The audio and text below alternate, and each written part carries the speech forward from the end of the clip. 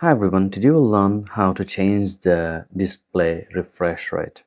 It is super easy. Go to your desktop, right click, then go to the display settings. Once you come here, if you have multiple monitors, select the one that you change the display refresh rate.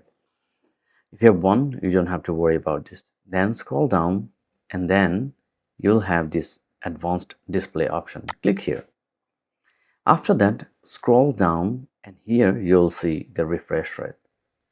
So by default, it is selected as 60 Hz. I'm going to put it at the highest for the smoothest display. Let's click here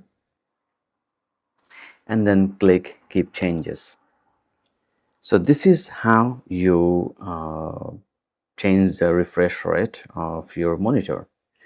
If you don't see the highest option, it means your cable or the display port is troubling. So you need to change that.